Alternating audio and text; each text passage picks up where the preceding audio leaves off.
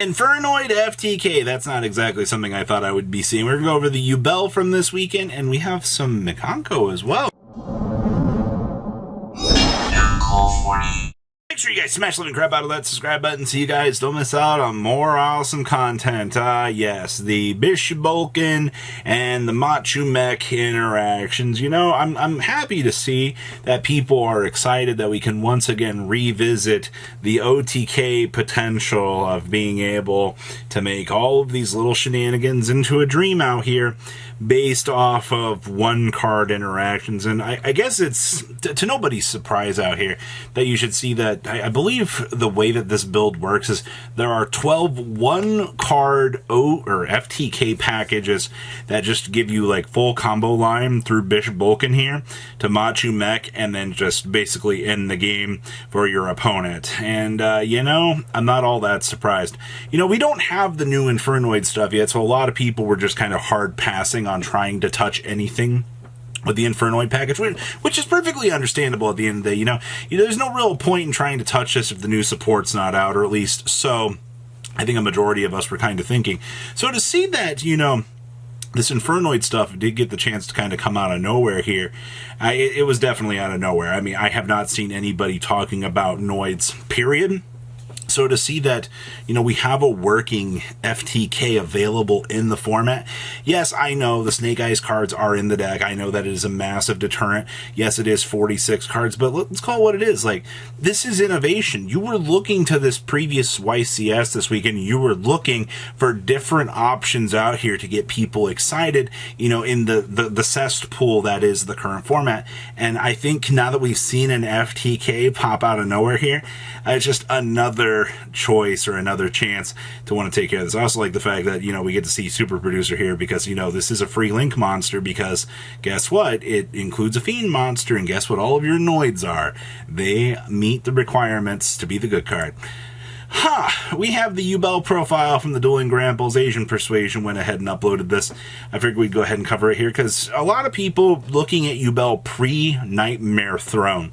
You're going to look at a different, well, I mean, this deck leaves a little bit to be desired right now. All right, once you get Nightmare Throne, this deck explodes into a completely different menace in the meta, and you're going to see some crazy interactions kind of come up with that. Now, I think the most interesting things were, we're doing one actual Yubel here. I personally don't know how I feel about this. I feel like I would want to try to play two of this just to be able to do the thing, because Eternal Favorite obviously can revive from literally anywhere, which, I mean, is fine.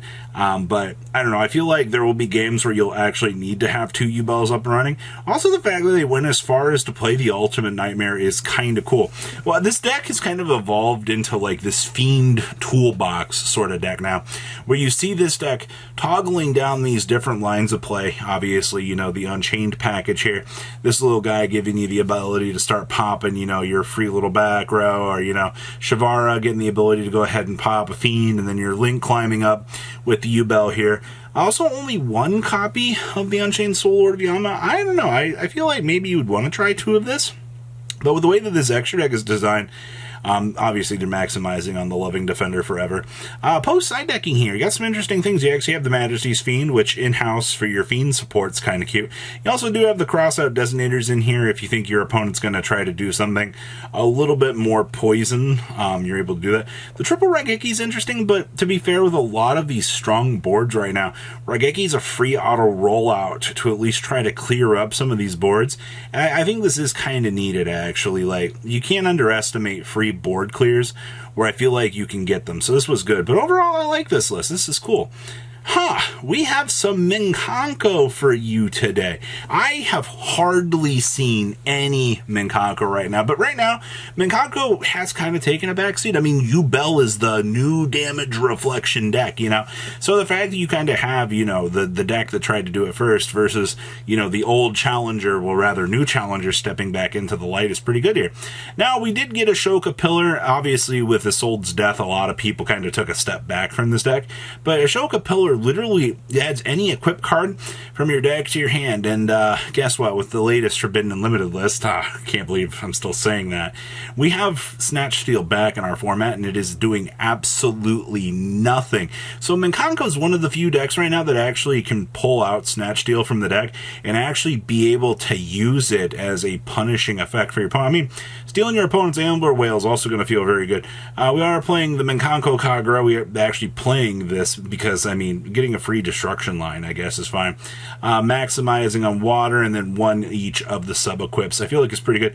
We're also playing an Angel's Ring in here. I'm not exactly sure how I feel about this. Obviously, Angel Ring does give you the free spell negation to kind of help you on along with your way. So if your opponent only opens up one spell, I mean, the Angel's Ring is basically good to go for what you want. I also see we are playing one Illusion of Chaos, one Magician Souls, and we're actually playing Maximus in here. I don't really think we're getting... Looking at Maximus, I don't think we're getting any, like, true value off of this.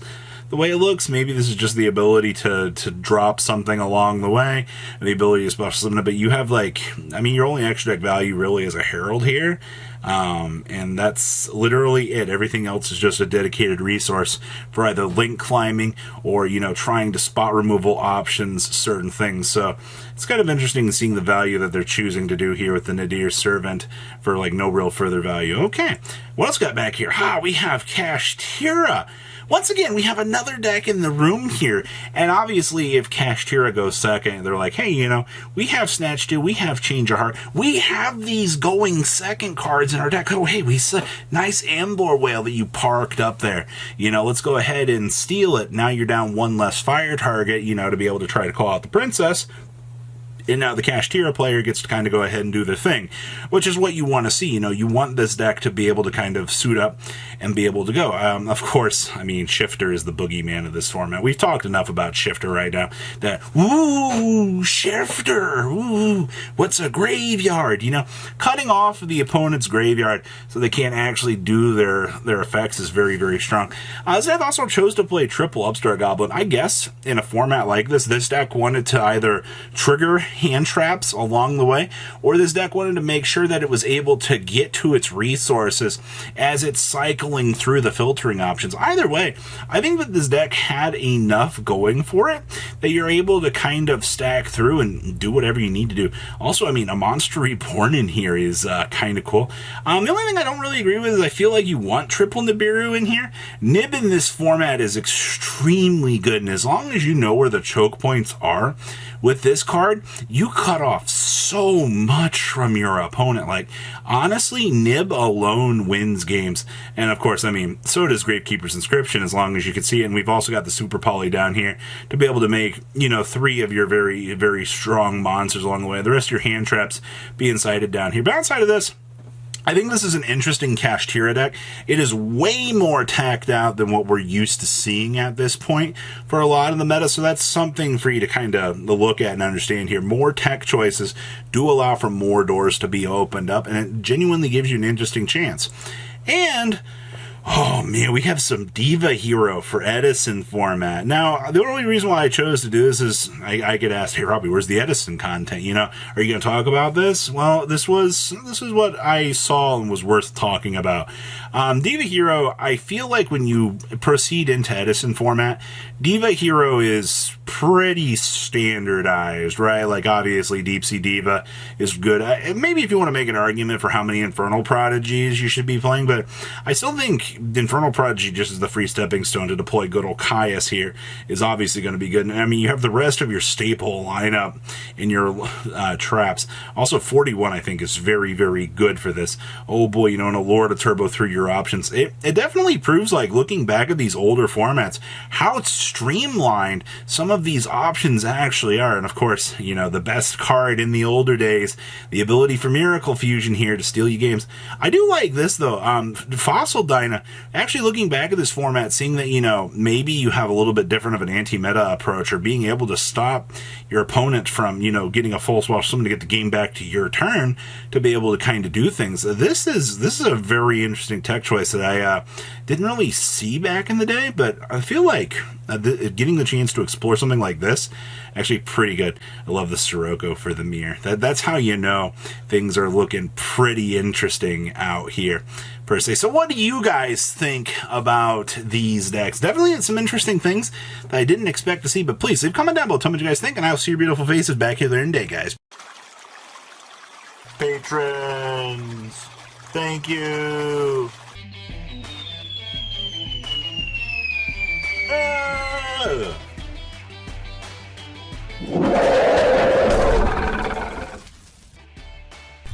Thank you so much for watching. Check out these other videos.